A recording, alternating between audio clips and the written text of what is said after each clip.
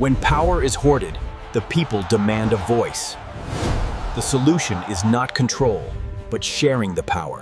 लोकतंत्र की सबसे बड़ी ताकत आखिर किसके हाथ में होती है? सरकार के? नहीं, जनता के। लेकिन सोचिए, क्या होगा जब यही बेहिसाब ताकत एक जगह कैद ना रहे, बल्कि सबके बीच बांट दी जाए। इसी धमाकेदार आइडिया को कहते हैं पावर शेयरिंग, यानी सत्ता की साझेदारी। अब इसे समझिए, कोई भी देश एक जैसा नहीं होता। यहाँ अलग अलग भाषाएं, अलग अलग धर्म, अलग अलग संस्कृतियों का एक तूफानी समुंदर है। तो सवाल यह है कि इतनी जबरदस्त डाइवर्सिटी के बीच पावर का बैलेंस कैसे बनेगा? क्योंकि बस एक गलत फैसला और पूरा देश टूटकर बिखर सकता है। सिविल वॉर यानी गृह युद्ध की आग भड़क सकती है। दांव पर सच में सब कुछ लगा है। इस चैलेंज को जड़ से समझने के लिए चलिए दो देशों की कहानी देखते हैं। पहला केस स्टडी, यूरोप का एक छोटा सा देश बेल्जियम।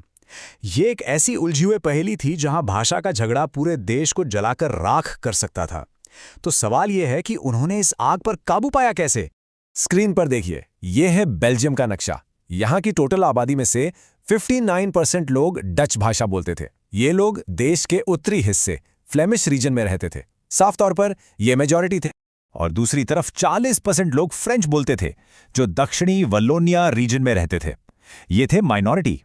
लेकिन रुकिए, कहानी में असली ट्विस्ट तो अब आने वाला था। अब जूम इन करते हैं राजधानी ब्रुसेल्स पर, और यहाँ सारे समीकरण 180 डिग्री घूम गए। जो फ्रेंच बोलने वाले पूरे देश में माइनॉरिटी थे, वही ब्रुसेल्स के अंदर 80% की जबरदस्त मेजॉरिटी में थे। सोचिए, ये कितनी विस्फोटक सिचुएशन थी। पावर आखिर किसके हाथ में होनी चाहिए थी? अब चलते हैं दूसरी कहानी की तरफ, हमारा पड़ोसी देश श्रीलंका। यहां भी बेल्जियम की तरह ही अलग अलग समुदाय थे, लेकिन श्रीलंका ने एक बिल्कुल अलग, एक खतरनाक रास्ता चुना। एक ऐसी ऐतिहासिक गलती जिसकी कीमत पूरे देश को अपने खून से चुकानी पड़ी। देखिए श्रीलंका का हिसाब। यहां की आबादी में सबसे बड़ा ग्रुप था सिंहला बोलने वालों का, पूरे 74%। एक ऐसी जबरदस्त मेजॉरिटी जो किसी को भी पावर का नशा चढ़ा सकती थी। और इनके सामने थे तमिल बोलने वाले, जो सिर्फ 18% थे। ये एक अहम माइनॉरिटी ग्रुप थे, जिसमें श्रीलंकन तमिल्स और इंडियन तमिल्स दोनों थे। तो यहां भी मामला बिल्कुल क्लियर था, मेजॉरिटी वर्सेस माइनॉरिटी। और यहीं पर श्रीलंका ने वो रास्ता चुना जिसे कहते हैं मेजॉरिटेरियनिज्म, यानी बहुसंख्यकवाद। ये है क्या? ये वो जहरीली सोच है जो कहती है कि क्योंकि हम मेजॉरिटी में हैं तो देश पर सिर्फ हमारा राज चलेगा। हम जैसे चाहें वैसे देश चलाएंगे, माइनॉरिटी की जरूरतों, उनकी आवाज, उनके वजूद को पूरी तरह नजरअंदाज करते हुए। उनका सबसे बड़ा फैसला, उन्होंने पावर को शेयर करने से साफ साफ मना कर दी। और इस फैसले का नतीजा, एक भयानक तबाही। देखिए कैसे 1948 में श्रीलंका आज़ाद हुआ।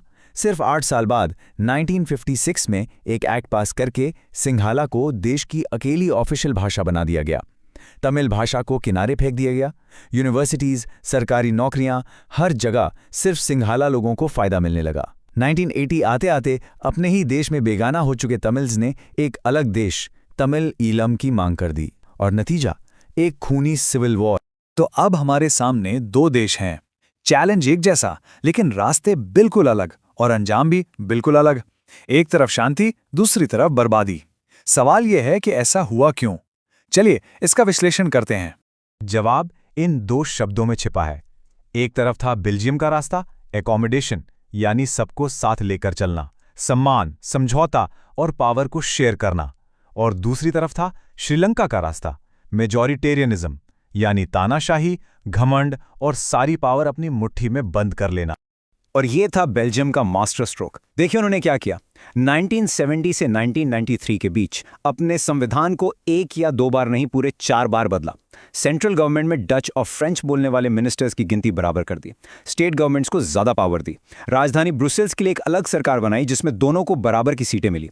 और सबसे बड़ा, सबसे क्रांतिकारी कदम, एक कम्युनिटी गवर्नमेंट बनाई जो हर भाषा के लोग अपने कल्चर और एजुकेशन के मसलों के लिए खुद चुनते थे। एक जीनियस मॉडल। तो ये तो साफ है कि पावर शेयरिंग काम करती है। लेकिन सवाल यह है कि पावर शेयरिंग जरूरी क्यों है? इसके पीछे 2 जबरदस्त कारण हैं।